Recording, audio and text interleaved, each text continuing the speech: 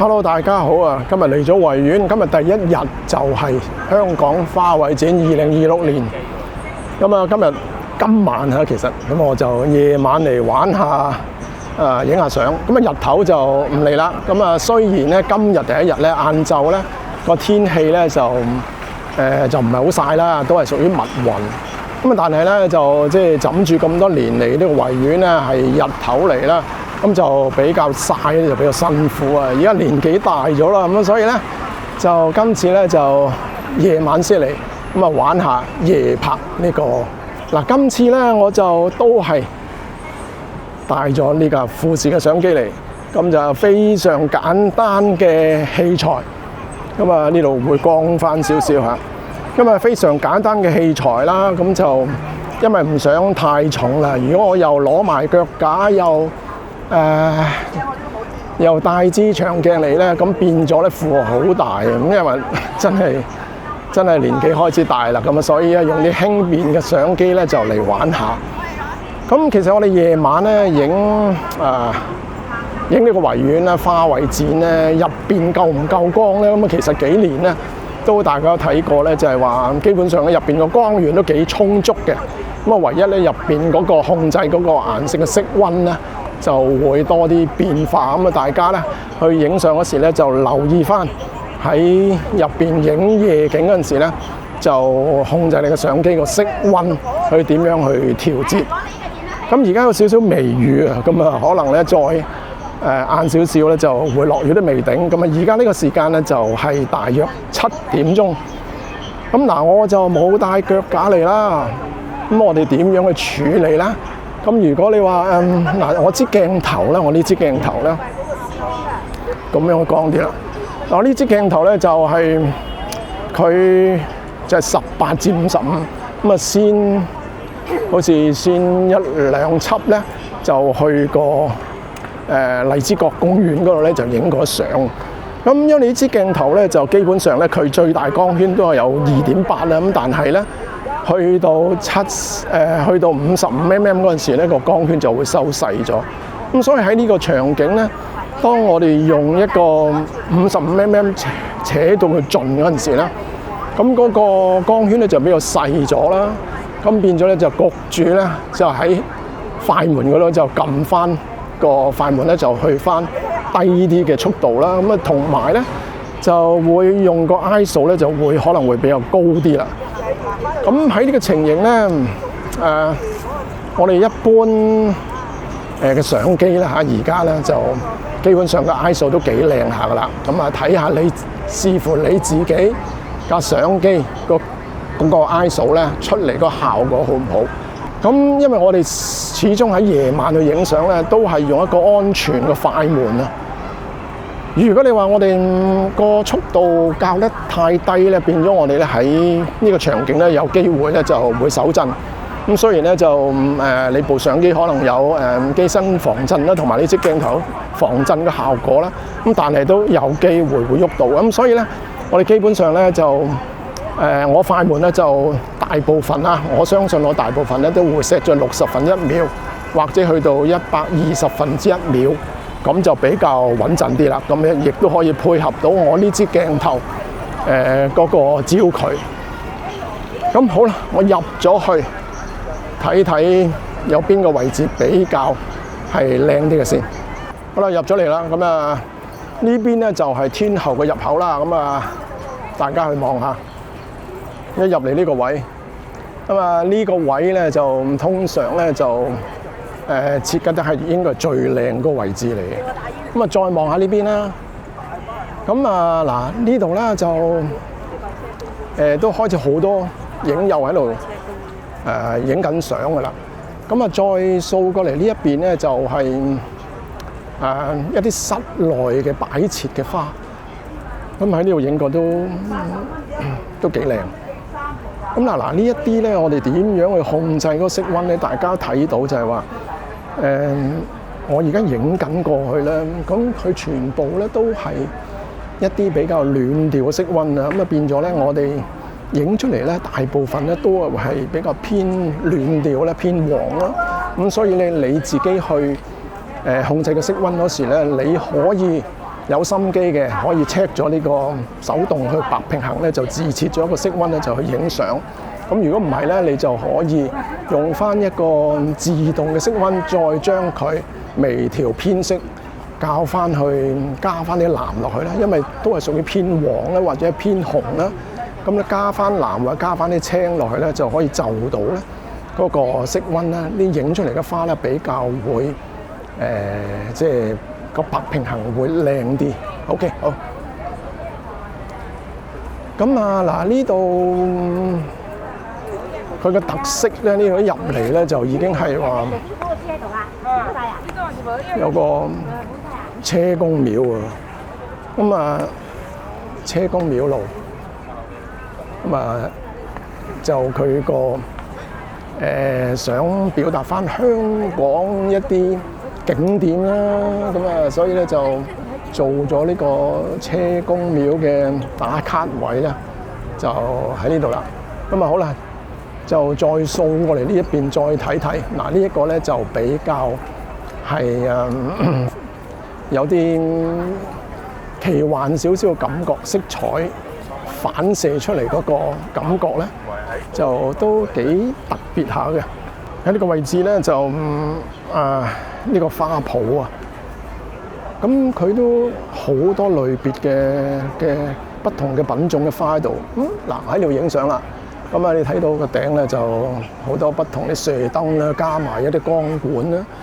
咁其實個白平衡咧就好亂好雜啊，個顏色咧唔太過複雜，變咗我哋即係正話講過，如果有心機咧就可以用一個手動嘅白平衡去做一做佢啦。咁但係我唔搞咁多嘢啦。咁我都係用一個自動嘅白平衡咧，我將佢咧就可能會微調少少咁啊，去影幾張相。嗱呢個位咧就影咗幾張。嗱喺隔離咧呢一邊咧，嗱個色溫咧就完全又唔同啦。咁啊偏冷調啊。咁啊佢想表達呢啲花啦就可能會突出少少啦。咁所以咧就佢會就打返一啲白光嘅落去。OK。呢個位置幾靚，好多人喺度影緊相。行到呢度係差唔多係1/3度啦，入到嚟嚇。咁啊呢個範圍咧就今晚都算幾好啊。咁啊唔係太多人。咁啊嗱喺嚟到呢度中間咧，嗰個光源就唔係好強啊。咁好啦，我哋繼續行。咁佢好似呢個感覺咧，比先幾年咧就係闊落咗啲地方，咁變咗咧就我哋行起上嚟咧就比較輕鬆好多。咁啊，但我都睇到咧就係個光源咧唔係好充足。咁嗱，你睇到呢啲花圃咧，如果我哋去影相咧，咁啊基本上咧都係用一啲大嘅光圈去影啦。咁啊呢支鏡我而家用緊呢支鏡咧，最大都係2.8啦咁所以咧就我就冇預算，今次冇預算close up 呢啲即係啲花卉嚇。咁啊反而咧我就想影下一啲全景，咁啊做一個構圖咁出嚟，嗰個效果就比較吸引啲嘅啦。行到嚟呢邊咧就有啲特色嘅，咁啊有啲白屋啊，咁啊設計咗一個場景咧就都幾吸引嘅。咁但係咧就光源咧就似乎咧就爭啲啦，就冇乜光源咧就射到落去呢啲花卉嗰度。咁變咗咧，如果你真係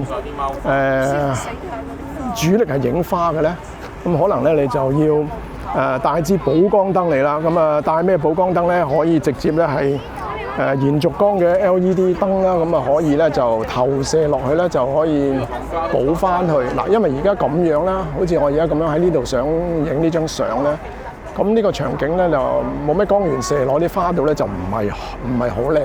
咁所以如果有興趣真係嚟呢度影相咧，就帶埋支小型嘅補光燈嚟咧，就會正好多。行到嚟差唔多呢個中庭位置咧，咁啊見到個擺設，咁啊睇到有個路牌啊，石水渠街。咁啊大家知道石水渠街喺灣仔咗藍屋係咪啊？咁啊嗱喺呢度咧就整咗個縮水版嘅藍屋擺咗喺度。咁啊，佢配合啲燈光咧就都幾靚。咁啊，仲有個花圃喺度。咁啊，所以咧喺呢度咧就都有好多人打卡啊，幾有特色嘅。咁啊，年年都係啊。咁嚟到呢個中庭嘅位置咧，咁啊呢個花圃咧就全部都係鬱金香。咁啊呢個咧就嗱，今次咧佢個鬱金香啲花咧就擺得高咗少少，咁所以咧就似乎影出嚟咧應該個角度咧就會睇落呢一個範圍會大啲。咁同埋襯托後邊，咁啊寫住香港花卉展嗰個 backdrop 咧就今年都設計得幾靚。咁啊嗱，我記得唔知前年咧就佢有啲投射燈嘅，咁啊今年咧就可能就冇一啲投射燈落嚟咧，就做一個色彩繽紛嘅效果。咁啊嗱，都好多朋友喺度影緊相啦。咁我正話咧就都講就係話如果因為而家呢度呢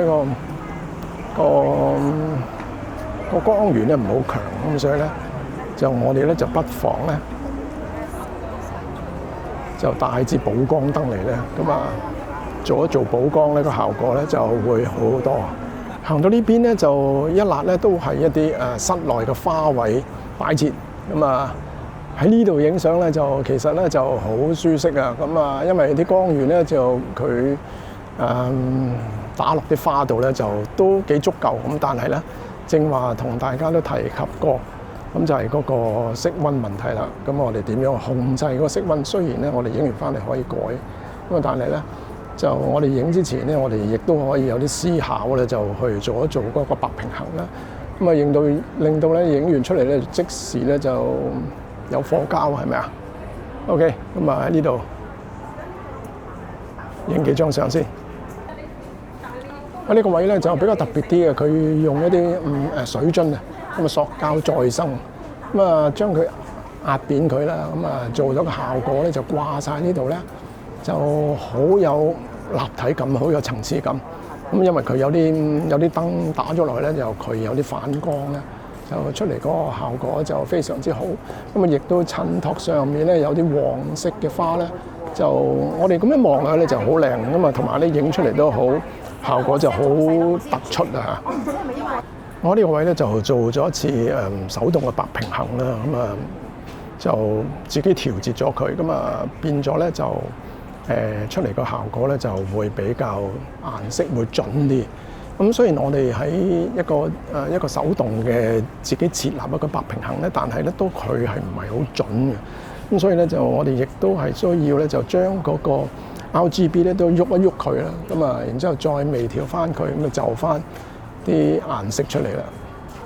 行到呢邊咧就呢個打卡位啦，咁啊，我諗好多遊客咧嚟呢度咧就可以唔使去尖沙咀啦，咁啊有個鐘樓喺度，咁啊直接可以喺呢度影張相打卡，咁啊都幾好。咁啊 pan 翻過嚟呢邊，咁就嗱呢個長洲包山搶包山。咁啊，呢個都係香港特色咁，但係就好似都冇乜所謂嘅，咁啊擺下有啲遊客未見過嘅，咁都幾好客嘅。咁好啦，嗱我正話咧，就都係比較中意咧，就影室內嘅擺設花。咁啊，其實真係好吸引，同埋呢個光源咧就都好靚嘅。變咗咧，我哋真係如果有心機去影咧，或者帶埋腳架嚟，咁啊喺呢度咧咁樣去影相咧，就應該就好正啦。咁啊嗱，呢啲咧就因為佢都係屬於少少即係室內嘅範圍啦，咁啊佢俾風吹到嘅機會咧就比較微啲啊，咁啊變咗咧就好容易影，同埋呢個光源咧就好靚嘅。咁啊，正話都講過，如果你做翻一個色溫咧，做翻個白平衡咧，就影出嚟嘅效果好好嘅。呢邊就係澳門展館，咁啊 pan 過嚟，有個牌坊喺度。咁喺呢度咧就做一個構圖咧，影啲相出嚟都唔錯嘅。每年都係啦。咁啊嚟到呢一邊咧，由銅鑼灣入口嗰個方位咧，就全部咧都係一啲政府機構、其他嘅部門啦。咁啊自己去設計，呢個就渠務處。咁嗰邊咧就路政處。咁啊，而呢一邊咧亦都有個廟街啊。咁啊，可以真係唔使過去油麻地嗰邊啦。咁啊，呢度又有得影。咁好啦，呢度都差唔多噶啦。咁就